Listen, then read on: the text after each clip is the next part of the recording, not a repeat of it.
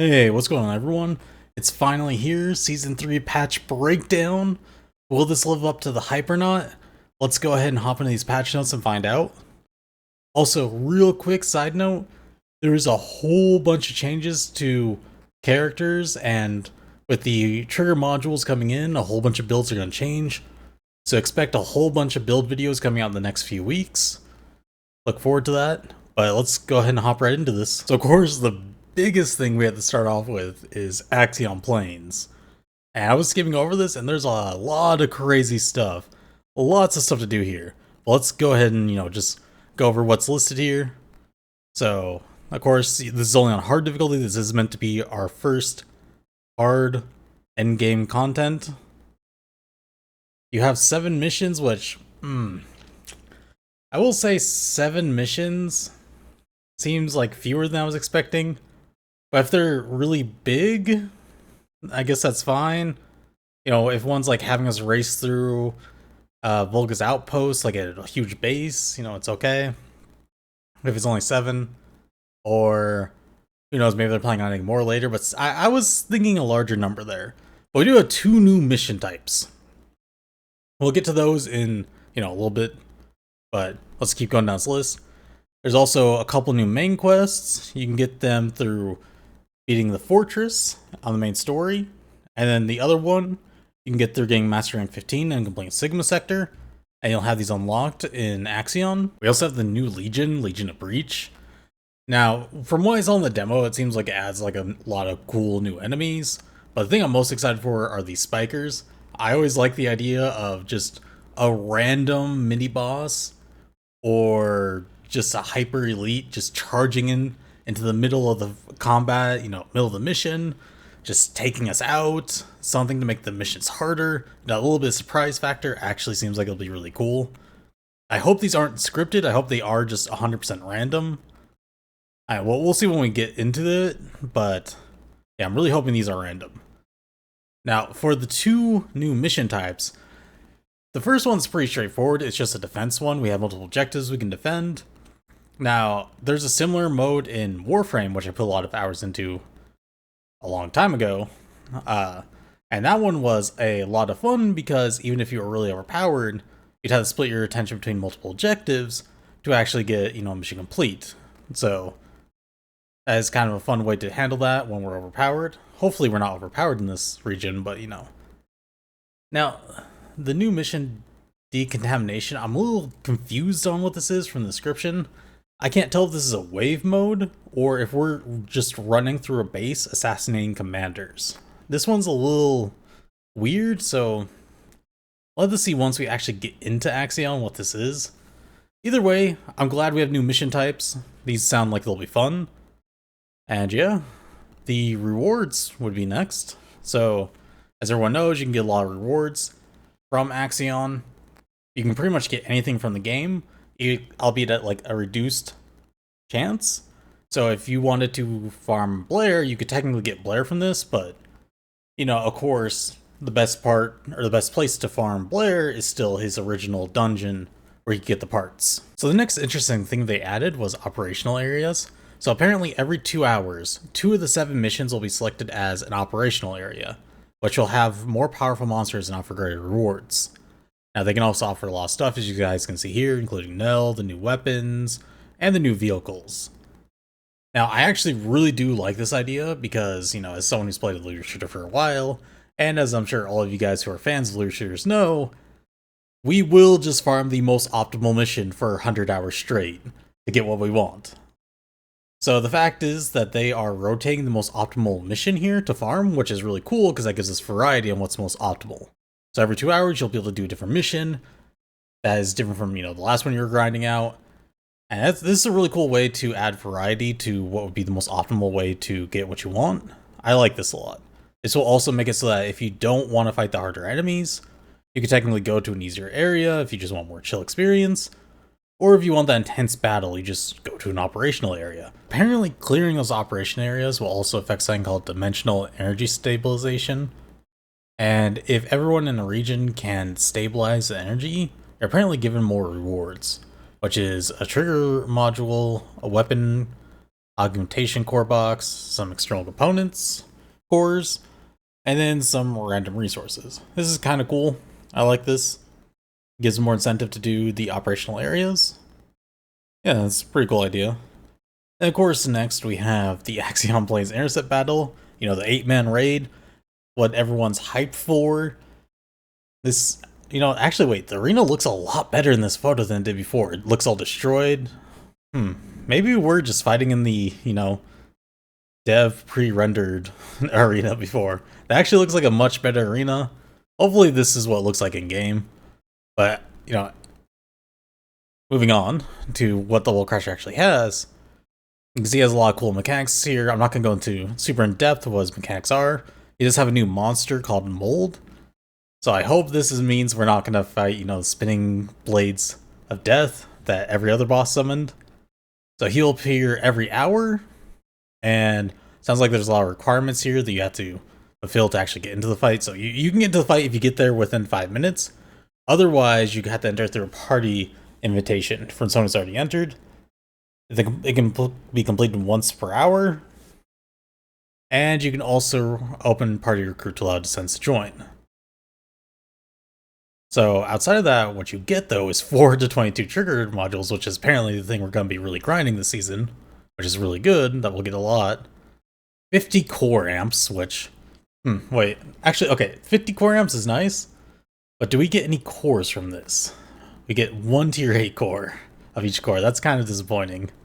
And we only get, I wish they were core 10s, but I guess that makes sense because they don't want VEP to not, you know, be farmed anymore. So I guess that makes sense. 200 to 300,000 gold and some Cooper shards. The gold's nice. 300,000 ain't bad for doing Colossi fight. I feel like it should be closer to 500,000, but maybe that's just me. Now, okay, I had read this next part before, and oh my, we are going Colossi hunting here. The Colossi battles are going to be in here. They're going to be summoned for 8 minutes, and they will disappear when they are defeated or when Wall Crasher appears after the 8 minutes. So we have 8 minutes to go hunt these guys in the Axion field. Now you guys may be wondering, why do we want to hunt these? Well, look at this reward. Skip all the way to the bottom. 200,000 to 10 million gold. Once an hour, we can just get 10 million gold like that. Or at least a chance to. I'm going to hunt these guys every hour.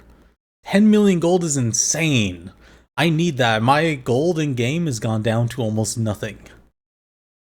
It used to be like 400 million, and now it's I barely was able to get up to 900 or 9 million, not 900, sorry. 9 million or 90 million for this one.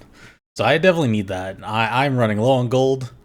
You'll also have a chance to get all these other parts, just as I said before. And the other cool thing is you have a chance to get crystallization blueprint. I need those too. I am out of those. I'm fresh straight out of those, and you can just get a whole crystallization callus at a very low chance. I'm excited for this one. Look at that. I need that. Now, the other really cool thing is there's something called the Dimensional Breach. So this is something they had talked about before. If this is to my understanding what this actually is. So the Dimensional Breach is basically a world quest or a server quest. You know, different games call it different things. I've played several games that call it a world quest. Basically, everyone on the server goes towards a quest. They complete, complete, defeat, kill, whatever you want to say, Wall Crasher. And once you do that, it ticks up a certain percentage. And if we get this filled, we will get a certain server-wide effect. And as you guys can see, it varies depending on what our level reached was. So, research time decreased by 15%. I feel like that should be like 50-ish. I think they'll have to tweak these numbers some. But this is really cool. So this gives you the option to, as a server, work together. I really like that. You know, the whole community comes together. We complete this. That's a really, really cool idea. I like this a lot. I've said this before, that for Descendant would be really cool if they had one of these, because I really like these in other games I've played. You know, some of them are gacha games, I'll admit, but it's still a really cool thing. Now, this next thing that's called mobile energy monitoring is actually just racing, I'm pretty certain. You just gotta complete it within a certain time. The community manager already revealed a video showing this off. So you just got to complete it beyond or before a certain time, within a certain time. You get better rewards.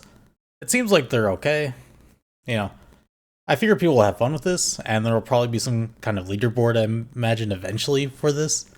Pretty cool. Now, this Axion drop zone, we've seen this before, so something will drop to the ground and it will start a mission zone, and you just gotta go and approach these, attack these, and then you complete the mini mission and you get some rewards. This is pretty cool. I really like this because this gives some variety to Axion Plains, a little bit of variance, and a little bit of randomness. This is cool. I wonder if this is why the game only had 7 missions in this zone. Because it seems like we're getting a lot of like random missions that just can't happen. If that's the case, then that's actually pretty cool. I actually really do like the idea of random missions. It makes it a little bit more unique of an adventure experience. It makes me want to go through Axiom more. But it really depends on how cool these are. If it's just like 3 Vulgus falling out of the sky, and I, shoot one malevolent blade and it kills the whole thing, that's kind of boring. But hopefully we'll get, decent rewards from these. And then it looks like you can just, drive your bike through a cache and get resources. That's cool. I like that. And then we have some new research requests. Voltia looks like it'll be now the weapon that you can get for trading in limited currency. What are those called? Support tokens. Support tokens. You can trade those for Volti, it looks like now, which will be cool. And you can try Volti again. And of course, the season demo ended. Of course, what everyone had been looking forward to, as well as Axion, was Nell. She's being launched with this patch. And from what I can kind of, guess from why I played the demo, reading her skills, she feels kind of like a DPS support, where she has some supportive skills, but also going to dish out damage herself. Now, from what I played in the demo, her kit was pretty fun. I'm not going to go super in-depth into all the description of her skills here, but we will be coming out with a build for her soon. I'm just going to actually have to build the character and mess around with her a little bit, see what I feel like is best. But yeah, we will come out with a build for her, so I'm not going to go super in-depth into what each of her skills do. But from these, like I said, it feels like she's a supportive DPS. The new module system is also being added this patch, the trigger system. Now, you'll have to be Master Rank 15 to get this, but it seems like it's going to be pretty game-breaking. We'll get to some of them in a second. But to unlock these, you have to be Master Rank 15, you have to have 10 Crystallization Catalyst on the character, an Energy Activator, Arcade Tuning 40, Refined Crystal, which this is new. I hope this isn't too crazy to make, or takes so much time to make. We'll see when we get in game. There's no description here of how long it takes. And 300,000 Cooper shards. Ew, that's expensive. Luckily, I got a whole bunch saved up. All this is just random stuff about how you can unequip it and equip it. So it looks like there'll be 3 options: common, rare, and ultimate tiers. The color of the text will, of course, indicate what tier it is, and this changes the maximum values of these. Now, you can get these from Axion Plains missions, operational missions, and you get a whole stack from doing Wall Crasher. So definitely farm out Wall Crasher. That's going to be a must, it sounds like. With 22 of those? Yeah, definitely going to be a must. Okay, now we have 9 of these, though, to start them off. Now, Battering Ram actually sounds insane here because it finally gives tanks taunt. Something that we always needed was the idea that a tank needed a taunt. But no tank really had a taunt. Like, some abilities had taunt, but no tank. So this is actually pretty huge, and I'm pretty excited for this one. It also reduces the defense of them in proportion to the caster's defense. So tanks may be back. Maybe, potentially, we'll see here. Depends on, how quickly we can mow through the enemies and how much damage they do. Now, there's a lot of cool ones here. We're not going to go like super in depth on all these. That's going to take a lot longer than I want to in this video. But some of these are really cool. There's also one that summons a meteor, or they like this. There's hollow rounds. This one's also really cool. There's also this full arcade jacket. There's a lot of really cool ones. If you guys do want to read it, you can just pause it right here to read it, but I'm not going to go super in depth into these. But yeah, we're definitely going to have to grind out a lot of these. Now, it sounds like these will be fairly random on the stats you get for each of these, so that will be the main focus of Season 3, it sounds like, for right now. But yeah. And then, of course, your skill types will be what determine what modules you can actually use here.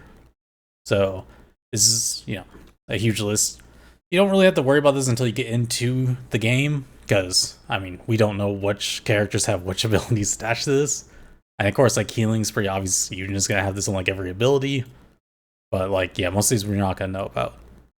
And then we got vehicles. So, if you guys don't know, there are 3 vehicles. There's the balanced, the fast, and if they kept their word, the basic. I do like that there's just the basic one. It's definitely in the middle. It's just the basic. Ooh, wait, that blue one though. I was leaning towards fast, but I love the style of that blue one. I imagine that's a balanced one. Ooh, okay. Well, I know which one I want now. Now you can upgrade these, and what? That's expensive. 1.5 million gold to upgrade. Oh, my gold. I gotta go hunt down some field colossi now. But yeah, you can level these up to level 10. They'll be pretty nice. They apparently get increased stats as you level them. We don't know much beyond that. So yeah, but oh, it looks like there's also modifications you can have as well, which will be nice. But the thing I think I'm most interested in is how cool can we style these. I can't wait to see everyone styling out their vehicles. I'm pretty excited to style out mine. Mine will look basic, but it'll be cool. Of course, we also got to talk about the new weapons that we're getting. So we're getting the Exterminator, and this is a lock-on rocket launcher. This looks really cool. I did say this when I tried it. It doesn't matter if this is good or bad. I'm probably still going to use it because it's a lot of fun.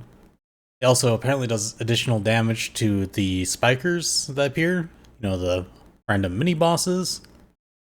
So it'll be pretty good. It actually looks like it does more damage against a lot of things in Axion. So this may just be the Axion weapon. Every massive patch we always have that one weapon that drops that's meant for that content. So I guess that's the Exterminator. And then we have the Eraser. Now,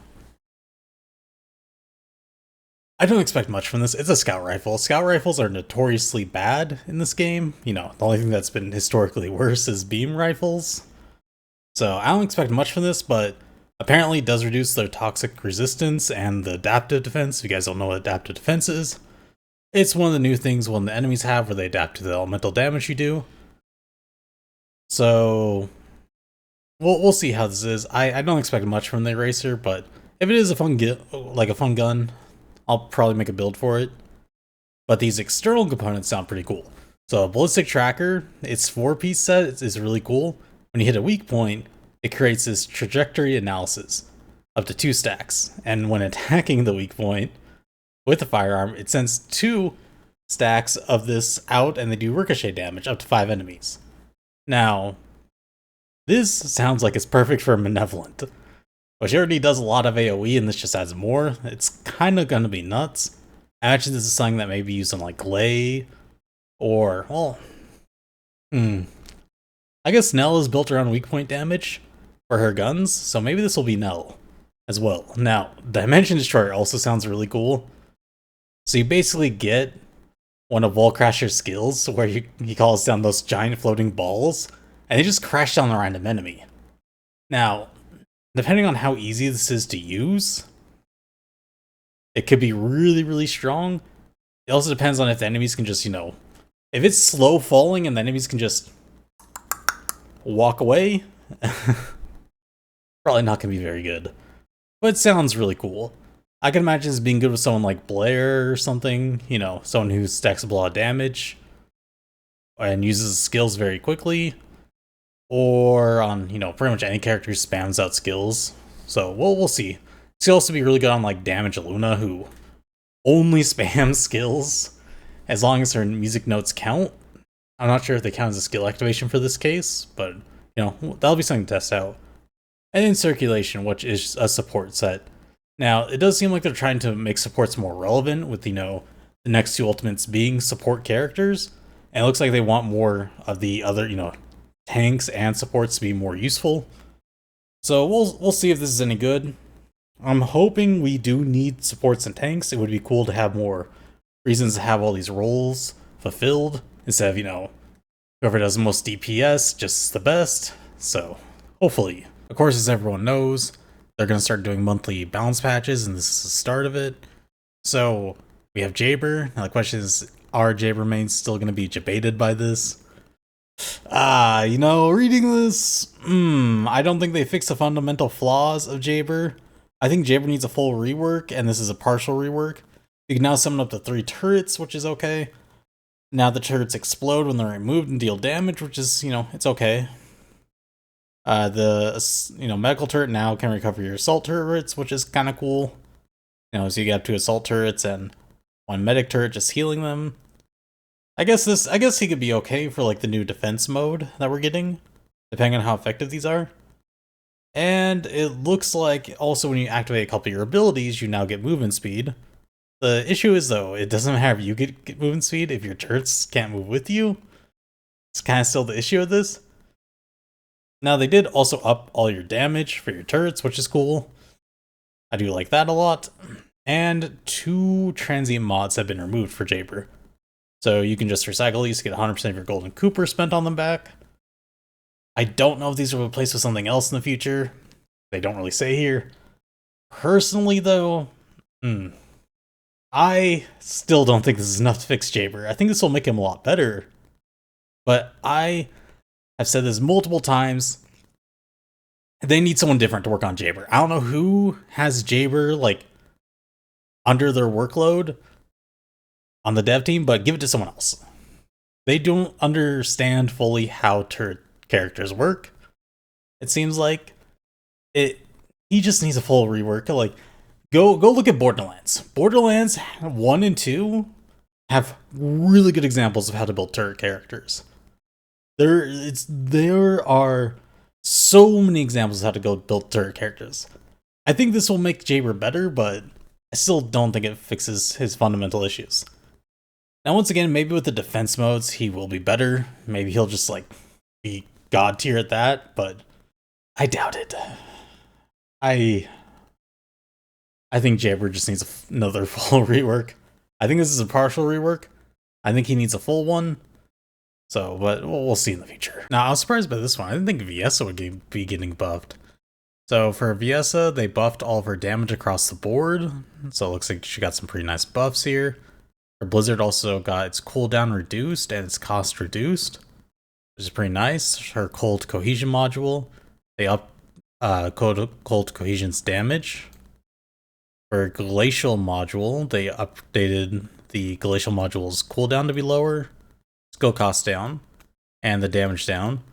Hyperthermia, they upped all the damage across the board, and then Blizzard, of course, reduced the cooldown.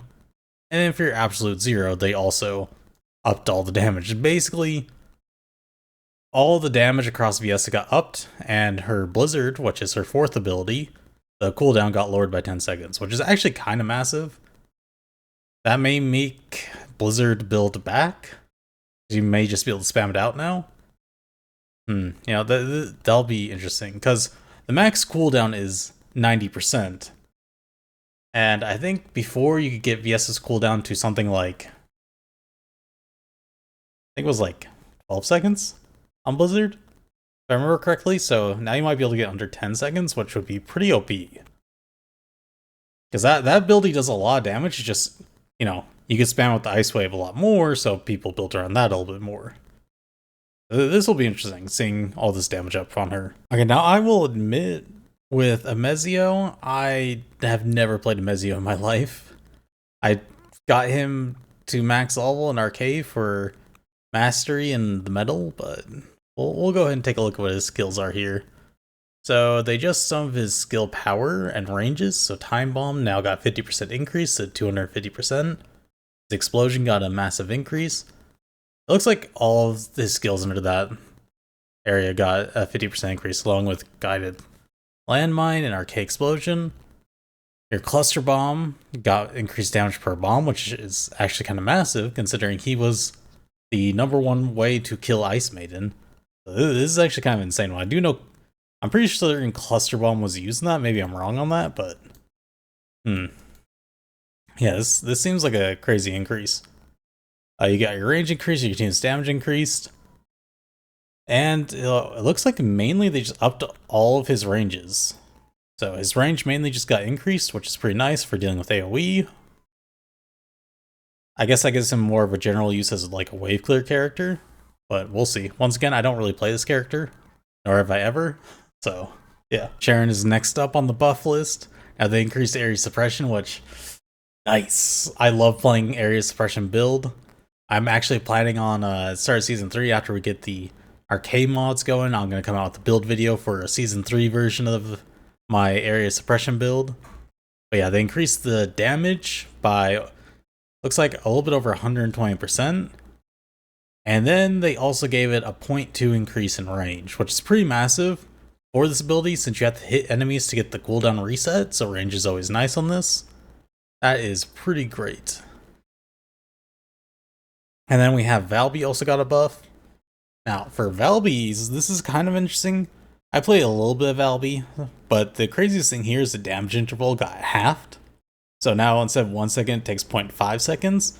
They did increase the cooldown by 4 seconds to compensate, which is a little weird, but this will make water play do a lot more damage, which is pretty good. Hydro Bomb got a huge buff here with a 1400% increase in damage. But the biggest thing is damage per entry went from 15 to 25. I don't think this one ever did too much damage, but I think with this it may actually be able to do damage now, which is nice. And then Tidal Wave got buffed. I still don't think that's enough to make Tidal Wave very good if it's the one I'm thinking of. So, And last but not least, Keelan for the buffs. So this one's kind of interesting. They increased the Ascetic Infusion level from 50 to 100. I honestly think that's probably the most massive buff here. So that'll allow you to spam out your other skills a little bit more. It's pretty nice. They want to increase your damage of Void Corrosion by 200% and the additional damage by 100%. And then Mobile Strike got a little bit over 400% increase in pierce damage. That's actually pretty good. And a 600% increase in explosion damage. And then your Focus on Prey also got buffs. You got these pretty much the same buff for a Ascetic Infusion level. And then Void Erosion also got a slight buff. Septic Gust got a 300% increase in damage with 1000% increase in rot damage. Okay, that's kind of crazy. And then Tremor damage per stack got 1000 increase. Okay, Keelan may just go completely insane this patch. I'm gonna have to take another look at my Keelan build. Of course, a new season also means new inversion reinforcements, so we'll just kind of quickly go through these because there's a lot of these that got changed.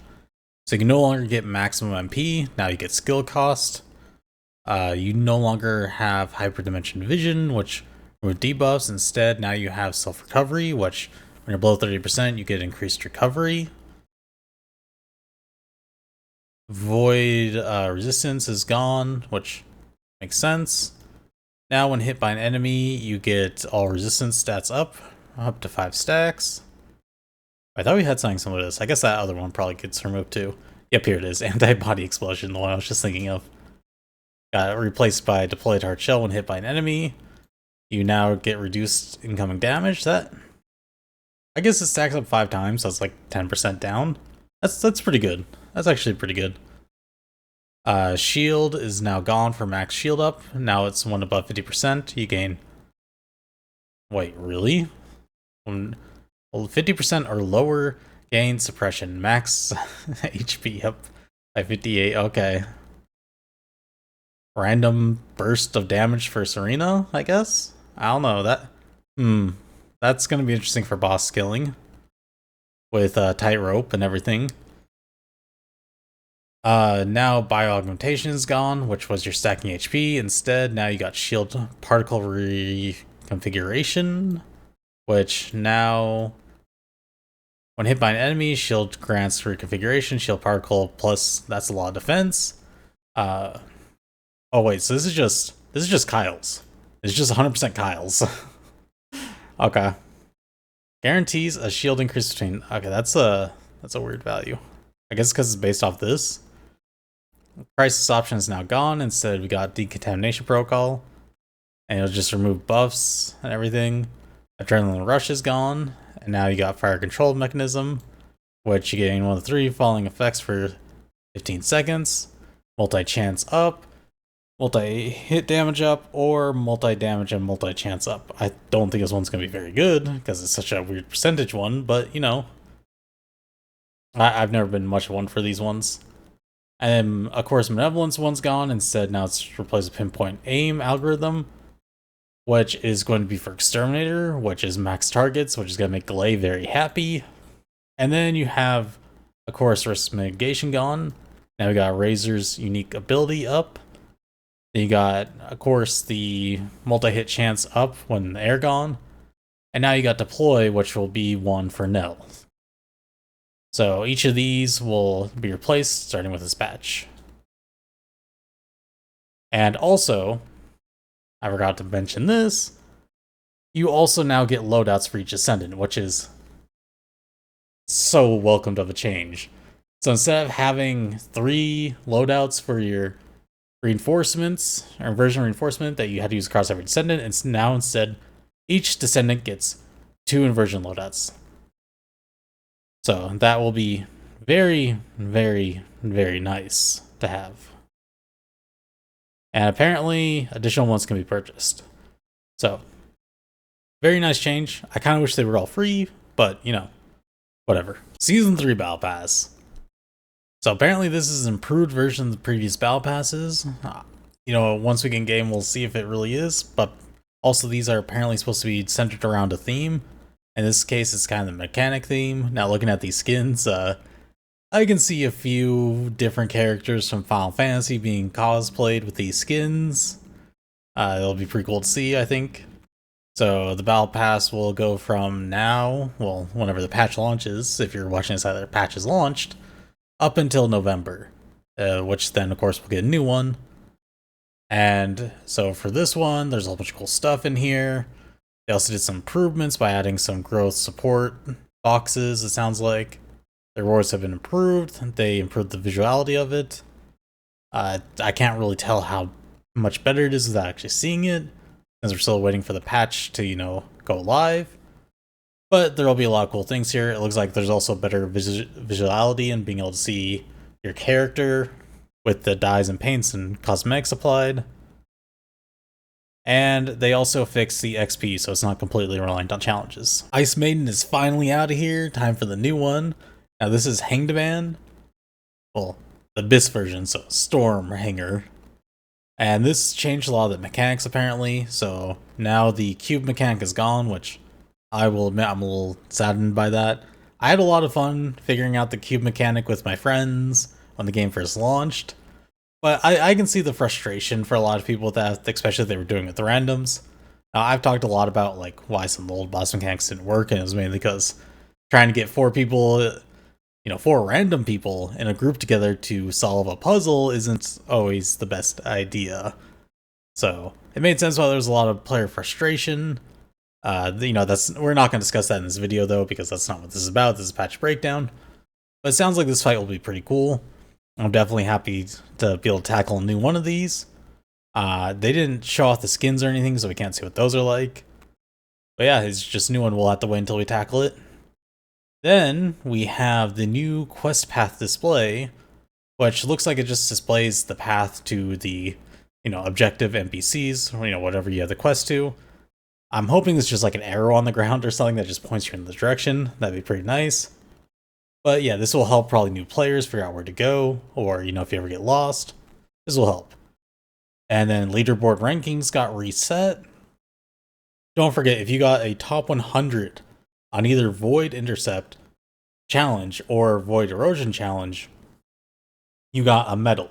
Now this medal you only have for, you know, a couple to a few months until, once again, everything resets. So, you know, use that while you can, if you have it. And then, of course, this patch we're probably going to be able to hit Mastery Rank 30, so they went ahead and upped Mastery Rank Max to 40, like they said they would. And they also changed some values here for your firearm and Descendant module capacity. I kind of hope that they increase this even more, because I run out of module space a lot. So, yeah. And then changes in Special Operation. Of course, this rotates every so often. So we got a rotation, which I don't mind the Fortress one. That one's nice, but Sterile Lands is super nice. I guess White Gulch isn't bad either. I kind of hope eventually they add more maps into this rotation, because it feels like we only rotate through these 2 sets.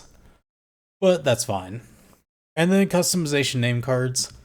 So now equipped name cards can now be displayed publicly for the players to see. You are able to display publicly the following: user detail information, leaderboards, social list, and squad list. Social list sounds weird. That almost sounds like your friends list, which is kind of odd. But, you know what, hopefully, I like name cards. I think Monster Hunter has some of the coolest name cards that you can do. So, that's pretty cool. And then, of course, you know, shop update. So, you know, we're not going to go into everything in here. The Nier stuff dropped, and a whole bunch of other cool cosmetics dropped. So, you know, I'll just slowly scroll through this if you guys want to see what's new. There should be lots of cool stuff here, but it would take like an hour to go through that entire list. So, yeah, lots of cool new stuff in the store. Look forward to that. Of course, with the new season, that also means a lot of new events, as the first Descendant team loves to do. So it looks like we also have a new NPC called BB On. I like the little hat he's wearing. Apparently, he will be handling quests from now on, and he'll be replacing the portal terminal. So I'm not sure if that means the shops will also be moved to him eventually, or how that's going to work. But yeah, he'll be handling some of the event stuff from now on. So, of course, we have a few quests going on. We have the Nier Autonoma one. I know that's one a lot of people are looking forward to. And then we also have Breakthrough with Nell and Into the Plains. So, some of these are login ones. So, you have a 28-day one. I was looking through one of these, and you get the Serena Twisted Worship skin, I believe it was. So, we'll get lots of good goodies here. And then there's also the new player or returning player boost. So I'm not going to go through all of that here, but basically this helps rush players to the current content. Lots of cool stuff they get here.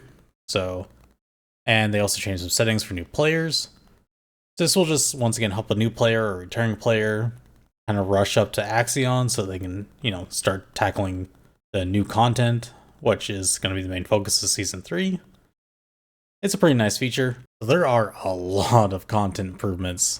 They say improvements, but it's really just changes here, but there's a lot of them. So, Skill Interruption Leech, or MP Leech, is no longer in the game. Well, no longer in Special Operations. So, it can still appear in other places. Champion monsters no longer appear in field missions battles carried out with Commander. Improve the combination of champion monsters appearing in field missions and infiltration options. Reset the expected playtime in the UI mission. There's 8 new types of social tags. Invasion has been changed. So this is our truce one. Now there's only one of those towers that has the symbols, and you just find whatever drone has the attachments. Reduce the overload from 5 to 3 seconds. Doors will automatically open. Now the pickup weapon is only available in Commander's battle room. And they did a few other improvements here. And they shortened some of the routes. One thing I've always hated about Invasion is I think one thing that they did wrong with Invasion, and this caused a lot of issues with it, is it never needed timers. I think it being a timed mission always made it a lot worse than it needed to be. I always liked having a mission with puzzles and everything. Now it is a daily, so it doesn't exactly need puzzles in the dailies all the time. But I did like having a mission with puzzles. It was just, they needed to remove the timers. Now there was a lot of issues with, you know, invasions when they came out, but we're not going to jump into that. I think the devs need to not obsess so much about timers.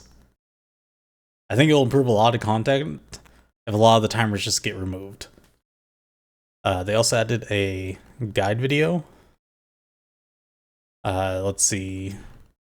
Invasion has been improved a lot here.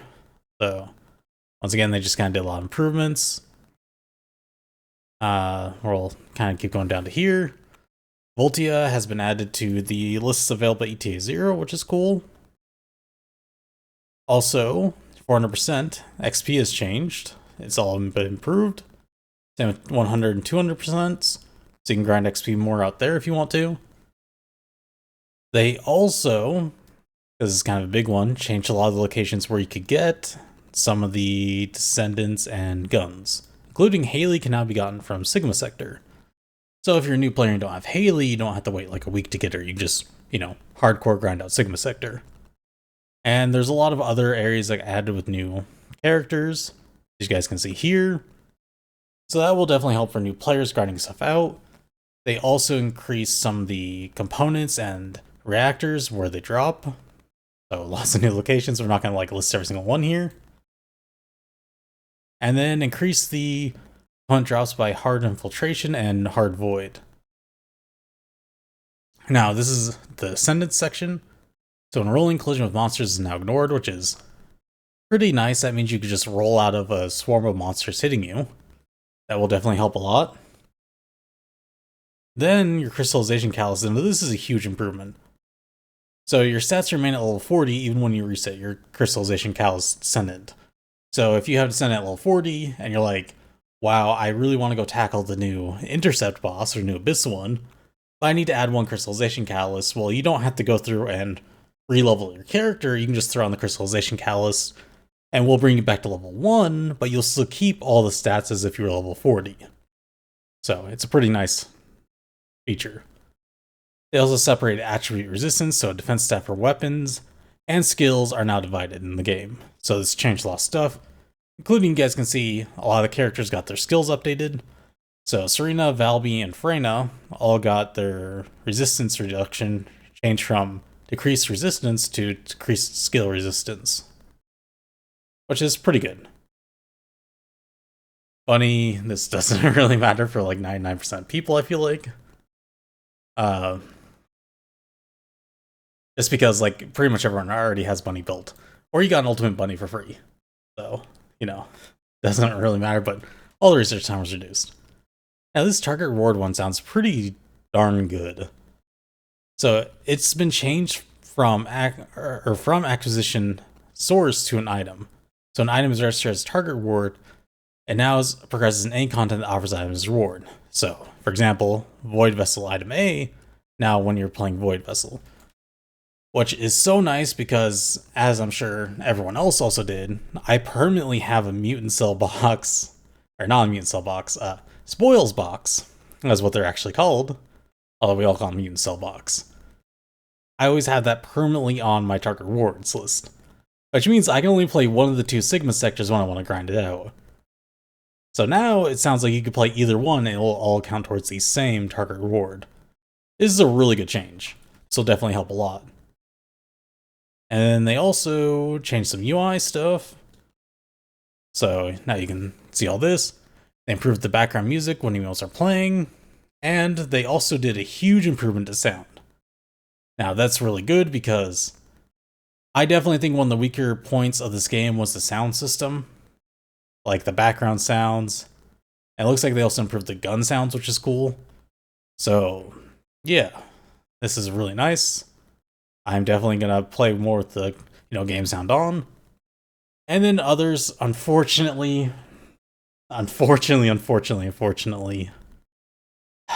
pool decorations are gone. Sad. I know everyone wanted those, but they're gone. It's gone now. I'm sure we'll be back next summer, but yeah, pool decorations are gone. Hopefully the next event, the next big event holiday thing will also be really cool. I'm hoping that Halloween's really huge. I think they could go all out. Same with Christmas. So hopefully they, see how much people like this and keep doing stuff like this. And then, there's a whole bunch of other random stuff here. Now this is really important. So yeah, those are all the changes. And let's go ahead and wrap it up for the Season 3 patch note breakdown. And let me know what you guys thought of the patch notes. Were you guys excited for some of the stuff that's going to come out in Season 3 today? What are you most excited for? Was there anything you wanted that wasn't shown here? Let me know down in the comments down below. Now, for my personal opinion on this, I think a lot of this stuff looks pretty cool. I'm pretty hyped to sink my teeth into Season 3. But, I won't fully know what it's like until, once again, I sink my teeth into Season 3 and get a feel for it. Hopefully it's pretty good. But that's gonna wrap it up for this video. If you guys did enjoy the video, don't forget to like, comment, subscribe. Also, I stream every day on Twitch. I'll go and throw up the information on the screen right there. In fact, while you guys are watching this patch note breakdown, I may actually be live right now. And once again, if you did enjoy these breakdowns, don't forget to hit that like button. It really does help the video a lot. And I appreciate y'all watching, and I'll catch y'all again later.